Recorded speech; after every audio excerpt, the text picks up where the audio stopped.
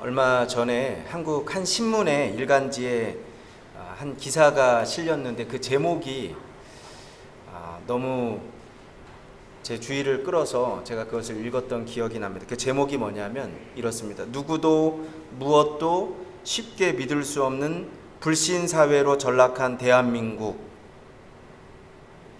무슨 말인지 아시나요? 누구도 무엇도 믿을 수 없는 불신 사회가 된 대한민국에 대한 내용입니다.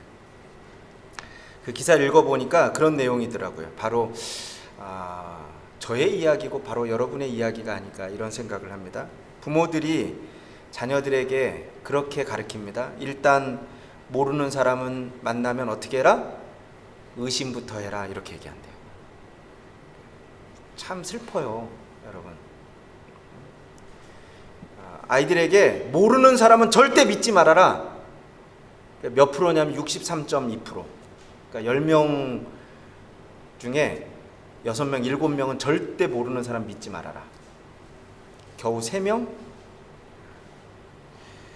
그리고요, 거기서 끝나지 않습니다. 주변에 이웃들도 절대로 믿지 못한다 이렇게 대답한 사람이, 그러니까 이웃은 그래도 믿을 수 있다고 대답한 사람이 19%입니다. 19%. 그러니까 2명도 안 돼, 10명 중에. 그러니까 8명은 이웃도 못 믿는다는 겁니다. 이게 인간관계만이 아닙니다. 우리나라 사람들은 정치에 대해서도 불신한다고 얘기해요. 그렇죠? 언론에 대해서도 불신합니다. TV 뉴스에서 나오는 거, 신문에서 나오는 거 다 불신한다는 겁니다. 그러니까 그렇게 뉴스를 들을 때에 그거 믿을만하다라고 생각하는 사람이 몇 프로냐면 18.8%. 10명 중에 2명만 믿어요. 여러분 뉴스 보지요. 근데 그거 다 8명은 어떤 생각 갖고 보냐면 저거 아니야 그러고 본다니까요. 요즘은요, 이게 심각한 게 어디로 갔냐면 백신까지 갔습니다. 코로나로 인해서. 요즘 백신을 불신하는 사람들도 많이 늘었다 이런 얘기합니다. 제가 오늘 아침에 와서 여러 가지 뉴스들을 살펴보는데 그런 내용이 저한테 딱 메일이 왔더라고요. 메일을 살펴보네. 어떤 내용이었냐면 신천지 세미나 초청, 저한테, 저 담임 목사인데 저한테 그게 왔더라고요.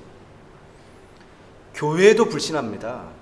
우리 교인들 중에 그런 얘기를 해요. 한국에 가서 아이들에게 교회를 좀 이렇게 정하게 하려고 했는데 가보면 이상한 교회가 그렇게 많대요. 저는 참 가서 보면 이상한 교회를 만나기가 참 어려운데, 근데 우리 성도들은 가보면 이상한 교회가 그렇게 많아요. 이상한 교회, 이상한 목사님. 교회도 불신하고. 한마디로 얘기하면 지금 우리는 불신의 시대를 살아가고 있습니다. 염세주의 철학자 쇼펜하우어라고 하는 사람이 항상 어디 여행을 할 때 보면, 어디를 갈 때 보면 항상 개 한 마리를 끌고 다녔대요. 강아지 한 마리를 데리고 다녔는데 어디 가서 음식을 먹게 되면 이 사람은요, 먼저 그 음식을 누구에게 주냐면 개에게 주는 거예요. 먹고 개가 아무렇지도 않으면 자기가 먹었대. 기미상궁이죠, 기미상궁. 그렇죠? 여러분, 그런데 솔직히 우리 인간은요, 한순간도 믿음 없이는 살 수가 없는 존재들이 바로 저와 여러분입니다. 오늘 본문은 정말 믿음이 큰, 아주 큰 한 여인이 등장을 합니다. 예수님으로부터 이 여인이 칭찬을 받았습니다. 네가 큰 믿음을 가졌도다 칭찬을 받았고, 또 그가 간구했던 그 소원이 응답을 받았던 한 여인의 이야기를 우리가 오늘 함께 읽었습니다. 이 여인은 이방 가나안 여인이었습니다. 자신의 딸이 흉악한 귀신에 들려서 주님 앞에 나와서 간절하게 간구했던 여인입니다. 그런데 오늘 말씀해 보면 예수님이 이 여인의 간구를 모르는 척하고 오히려 모욕까지 하셨어요. 그렇죠? 26절 말씀에 보면은요, 마치 개에게, 우리 한번 26절 말씀 한번 읽어볼까요? 26절 한 목소리로 한번 읽어보겠습니다. 시작.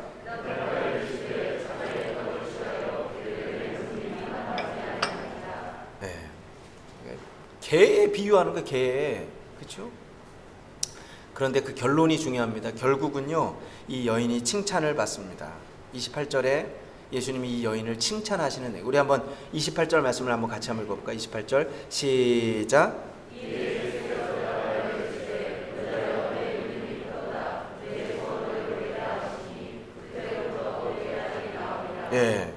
내 믿음이 크도다. 원문을 보면 메갈레 피스토스 이런 단어입니다. 이게 뭐냐면 메가톤급의 믿음이다 이런 뜻이에요. 여러분 메가톤 아시죠? 메가톤급. 이건 엄청난 칭찬입니다. 교회 다닌다고 해서 다 믿음이 있는 것 아니잖아요. 믿음이 있다고 해서 또 그렇다고 믿음이 다 똑같은 것도 아닙니다. 어떤 분은 아주 큰 믿음이 있고 또 어떤 분은 아주 연약한 믿음이 있어요. 또 어떤 사람은 아예 믿음이 없는 사람도 있어요. 그런데 오늘 이 여인은요, 메가톤, 엄청나게 큰 믿음을 가지고 있었던 여인입니다. 한 여자분이 시장에 갔습니다. 시장 생선가게에 가서 생선을 사는데 이분이 항상 생선을 살 때마다 조그마한 생선만 사는 거예요. 어느 날 생선가게 주인 아주머니가 그렇게 얘기하는 거예요. 좀 큰 것 좀 사세요. 오늘 이렇게 생선이 다 좋은데 맨날 요만한 거 사지 말고 좀 큰 것 좀 사세요. 이렇게 좋은 거 많이 있잖아요. 이렇게 얘기했어요. 그랬더니 그분이 그렇게 얘기하는 거예요. 사실은 우리 집에 있는 후라이팬이 요만해 가고요. 그랬더니 그 생선가게 아줌마가 그렇게 얘기했대요. 생선 사기 전에 먼저 후라이팬부터 큰 걸로 사세요. 여러분, 하나님의 은혜를 경험하려면요, 우리의 믿음의 분량이 커야 됩니다. 메갈로 피스토스. 알렉산더 대왕, 우리가 많이 들어서 알고 있죠. 이분이 신하들이 많이 있었지만 그 중에 아주 충성스러운 신하가 한 분 있었어요. 그런데 이 신하가 나이가 많이 들어서 이제는 은퇴를 하려고 합니다. 이제 고향에 돌아가서 살겠습니다 이렇게 얘기하는 거예요. 알렉산더가 보니까 평생 자신을 도와서 아주 충성스럽게 일했던 신하잖아요. 그래서 그 신하에게 마지막으로 소원이 무엇인가, 내가 그대의 소원을 들어주겠다, 뭐든지 구해라, 그렇게 얘기를 했습니다.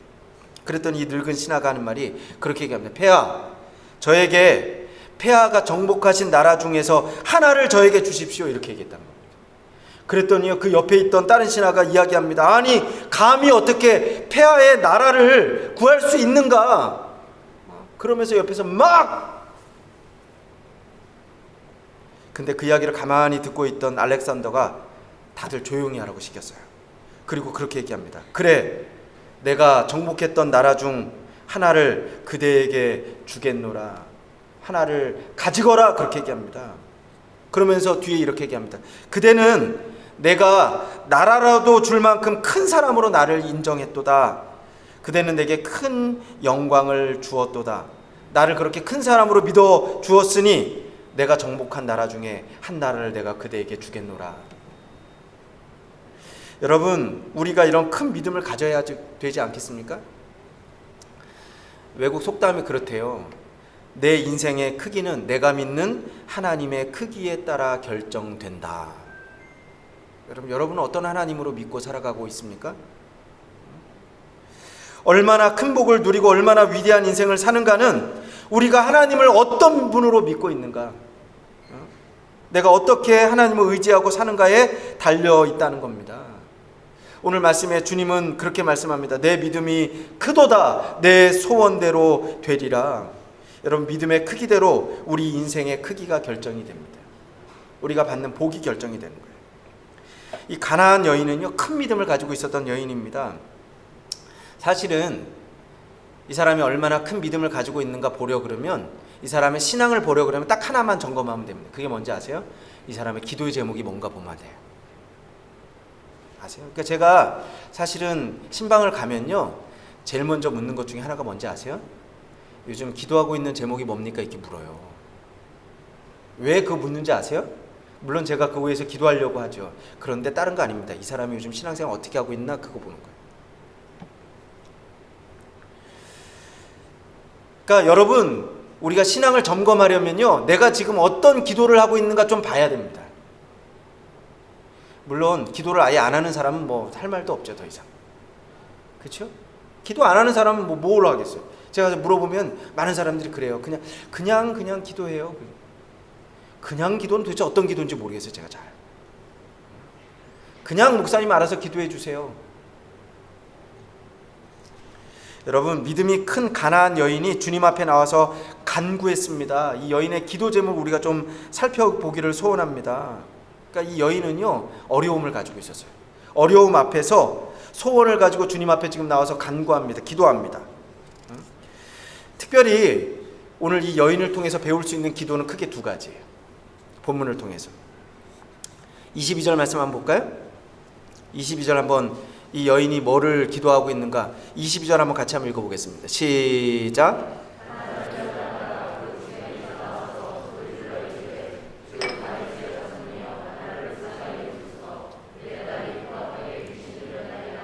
예, 여러분 이거는 우리도 다 같이 구할 수 있는 기도입니다. 첫 번째 기도 제목이에요. 우리가 본받을, 주여 나를 불쌍히 여기소서, 이렇게 기도했어요. 주여 나를 불쌍히 여기소서. 25절 또 하나 기도 제목이 나옵니다. 우리 한번 25절 말씀 한번 같이 한번 읽어보겠습니다. 시작. 네. 두 번째 기도 제목이 뭔지 아시겠어요? 주여 저를 도우소서. 여러분 어떤 기도 제목이든지 간에 이건 우리가 다 할 수 있어요. 첫 번째, 주여 저를 불쌍히 여겨주세요. 두 번째, 주님 저를 도와주세요. 이 두 가지 기도를 지금 반복해서 기도하고 있습니다. 마침내 이 여인은요, 기도의 응답을 받았습니다. 오늘 이 사건을 통해서 여러분 우리가 배울 수 있는 게 있어요. 교회 역사를 보면은요, 신앙의 선배들이 어려움에 처해 있을 때, 기도의 제목이 있을 때, 위기에 처했을 때마다 여러분 이 두 가지 기도 제목을 반복해서 되풀이했던 기도가 있습니다. 위기 앞에서 또 때로는요, 어려움이 너무 크면 클수록 무엇을 기도해야 될지 좀 모를 때가 있어요. 여러분 이때 이 두 마디 기도를 우리는 합니다. 아세요? 주님 저를 불쌍히 여기소서. 주여 나를 도우소서. 가끔가다 제가 신방하고서 기도 제목 물어보면요, 특별히 이제 처음 신앙생활하는 분들은, 그래도 처음 신앙생활하는 분들은요, 이분들이 정직해요. 그러니까 목사님 어떻게 기도하는지 몰라, 이렇게 묻는 분들도 있다니까요. 근데 오래 신앙생활하는 사람들은 이제 창피하니까 그것도 못 물어봐. 기도도 안 하고 물어보지도 않고. 여러분 성경에 보면요, 좋은 기도의 모범들이 많이 나와 있습니다. 좋은 기도는요, 다른 거 아니에요. 응답받는 기도는 그게 좋은 기도예요. 구약에 보면 느헤미야의 기도, 이 응답받는 기도예요. 신약에 또 여러 가지 많이 있겠지만 오늘 본문 이 여인, 메가톤급 믿음을 가지고 이 여인 응답 받았잖아요. 내 소원대로 되라 그러잖아요. 여러분 좋은 기도는 다른 거 아닙니다. 응답받는 기도입니다. 오늘 이 가나안 여인의 이 두 마디의 기도를 통해서 놀라운 주님의 응답을 경험합니다. 우리 신앙의 선배들, 특별히 우리 잘 모르지만요, 동방교회에서는 지금도요, 이 가나안 여인이 드렸던 이 기도문을요, 모범으로 기도를 하고 있어요. 그 기도 제목을 붙였어요. 그 기도 제목이 뭐냐면 예수의 기도예요. 예수의 기도. 예수의 기도. 그러니까 예수의 기도라는 건요, 예수님이 가르쳐 주셨던 기도란 뜻이 아닙니다. 그건 주기도문이고, 주기도문은 주님이 가르쳐 주셨던 기도고, 오늘 이 예수의 기도는 뭐냐면 그거예요. 우리가 예수님 앞에 나가서 기도했을 때 주님이 감동받고 응답해 주셨던 기도, 그게 예수의 기도예요. 무슨 기도를 해야 될지 모를 때 여러분 오늘부터 여러분 이 딱 두 마디 하시길 바랍니다. 주여 나를 불쌍히 여기소서. 주님 나를 도우소서. 그리고 마침내요, 이 여인이 하나님의 응답을 받습니다. 오늘 우리는 어려운 시기를 살아갑니다. 주님 앞에 나와서 기도하는 저와 여러분이 되시길 주님의 이름으로 축원합니다. 문제는요, 기도한다고 다 응답받는 건 아니잖아요. 그렇죠? 여인이 기도했어요. 그런데 여러분 이게 보면 이게 과정도 잘 봐야 돼. 말씀을 볼 때. 여러분 아무 응답이 없습니다. 때로는요, 우리가 하나님께 기도할 때 무응답일 때가 있어요. 이걸 우리는 뭐라 그러냐면 하나님의 침묵, 이렇게 얘기합니다. 도무지 아무런 대답하지 않으십니다. 대꾸하지 않으실 때가 있습니다. 욥기 보면은요, 욥이 어려움에 처했어요. 하나님께 기도합니다. 그런데 하나님이 응답하지 않습니다. 욥기 24장 8절 9절에 보면 욥이 그렇게 고백을 합니다. 그런데 내가 앞으로 가도 그가 아니 계시고 뒤로 가도 보이지 아니하며 그가 왼편에도 일하시나 내가 만날 수 없고 그가 오른편으로 돌이키시나 배울 수 없구나. 여러분 이게 욥의 기도입니다. 기도하는데, 어려움 가운데 그가 기도하는데 앞으로 뒤로 옆으로 좌우로 도대체 주님을 만날 수가 없다는 거예요. 그러면서 욥기 13장 24절 말씀해 보면요, 그렇게 기도합니다. 주께서 어찌하여 얼굴을 가리우시고 나를 주의 대적으로 여기시나이까. 그 상황이 어떻겠습니까? 욥이 일본의 엔도 슈자코라고 하는 분이 쓴 소설 중에 침묵이라고 하는 제목의 책이 있습니다. 그 내용이 뭐냐면 어려움 가운데 하나님께 기도했어요. 그런데 하나님은 응답하지 않아요. 그게 내용이에요. 하나님이 침묵하셨다. 그래서 제목이 침묵입니다.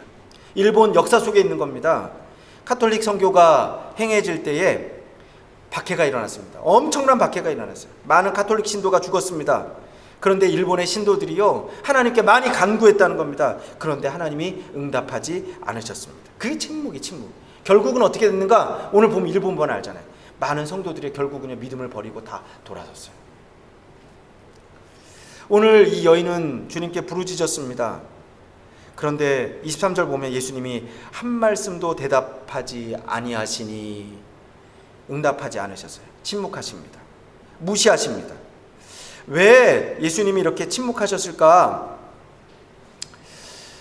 여러분, 어쨌든 간에 주님이 그렇게 침묵하셨는데 이 여인은요, 기도를 멈추지 않습니다.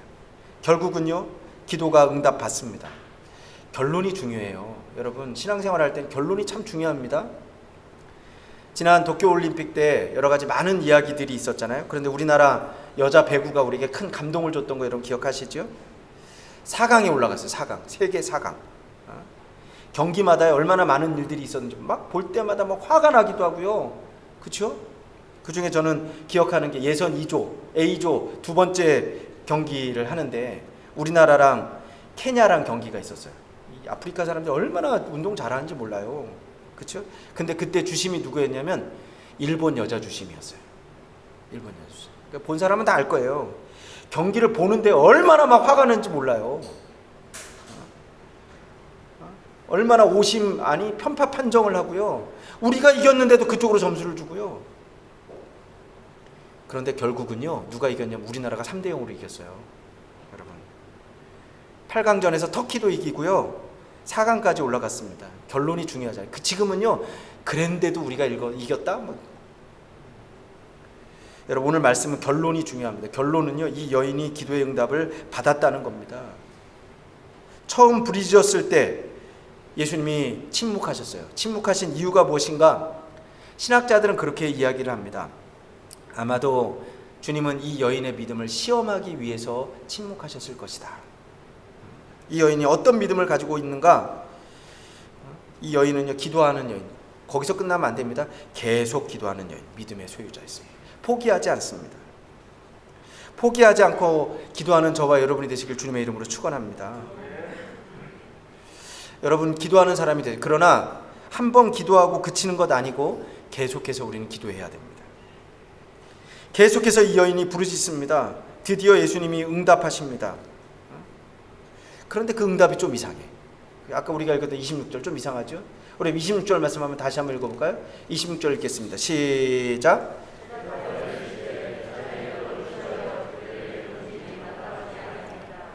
이 여인을 개 취급하는 거예요. 이거는 당시 유대인들은요, 유대인은 우리 알잖아요. 유대인들이 가장 싫어하는 동물 두 가지를 얘기하면 개, 첫 번째, 이 제일 싫어해요. 두 번째 뭐예요? 돼지. 유대인들이 두 가지 경우가 있을 때 사람을 개 취급했다 그래요. 첫 번째는 죄인들을 개 취급을 했어요. 두 번째는 이방인들을 개 취급했습니다. 그러니까 이거는 그냥 비유를 한 게 아니고 그 개 취급을 한 거예요. 그냥 그렇게 우리가 알아야 돼요. 여러분, 자존심이 얼마나 상했을까요? 기분이 상하지 않았을까요? 아마 우리 같으면 그럴지도, 아이고 내가 치사해서 내 딸 안 고치고 만다 그럴지도 모르겠어요. 그렇죠? 우리나라 그런 얘기 하잖아요. 기분 나쁘면요 천국도 안 간대요. 여러분, 기분 나쁘면 천국 안 갈래요, 여러분? 그러나 이 여인은요, 어떤 믿음의 소유자냐면 참는, 견디는 믿음, 인내한 믿음의 소유자였습니다. 은혜 받을 수 있다면요, 지금 잠깐 힘들어도 괜찮아요, 여러분. 오늘 이 여인은 개 괜찮아, 부스러기의 은혜라도 주소서, 그렇게 얘기하는 겁니다. 제가 이 여인을 보면서 그런 생각, 이 여인이 참 재치가 있는 사람인 것 같아요. 개 이러니까 그러잖아요. 개도 주인의 상에서 떨어지는 부스러기 은혜가 있지 않습니까? 여러분, 자존심 상하지 마세요. 그냥 화내지 마세요. 우리 링컨 대통령 알잖아요. 링컨 대통령 아버지가요, 구두 수성공이었어요. 구두쟁이. 처음에 대통령이 됐을 때요, 얼마나 무시를 받았는지 모릅니다. 상원에서 연설을 하는데 그때 의논한 사람이 그렇게 말을 합니다. 당신 아버지는 내 구두를 만드는 사람이었습니다. 여기 있는 대부분 사람들이 신고 있는 구두가 당신 아버지가 만든 구두입니다. 그렇게 얘기하는 거예요. 그런데 구두 수성공 아들인 당신이 어떻게 감히 대통령이 될 수 있습니까? 뭐 이런 의미입니다. 그게. 그때 대통령 링컨이 그렇게 대답을 했어요. 먼저 저의 아버지를 기억하게 하시니 감사합니다. 저의 아버지가 만든 구두는 정말 솜씨가 좋은 구두였습니다. 혹시 저희 아버지가 만든 구두가 고장이 났다면 저에게 가져오시면 됩니다. 제가 저희 아버지만은 못하지만 제가 배운 솜씨로 잘 고쳐드리겠습니다. 그렇게 얘기를 했어요. 여러분, 겸손하고 재치 있게 대답을 했다는 겁니다. 그랬더니 오히려 말했던 그 사람이 부끄러워졌어요. 다 전체가 다 숙연해지는 거예요. 여러분, 큰 믿음의 사람은요, 무시를 당하는 것도 극복할 수 있습니다. 큰 사람과 작은 사람의 차이는, 작은 사람은 자존심 상하면 그럼 못 참아요. 나를 무시했어. 그리고 막. 그러나 큰 사람은요, 오히려 더 겸손한 거예요. 더 겸손합니다. 우리가 신앙생활할 때 자존심 내세우지 않기를 바랍니다. 교회 생활할 때요, 자존심 싸움하지 않기를 바랍니다. 그러니까 교회는요, 겸손해야 돼요. 더 많이 겸손해. 그 사람이 큰 사람입니다. 우리 마지막으로 28절 말씀을 다시 한번 읽어보겠습니다. 28절, 오늘 우리에게 주시는 말씀으로 다시 한번 읽겠습니다. 시작.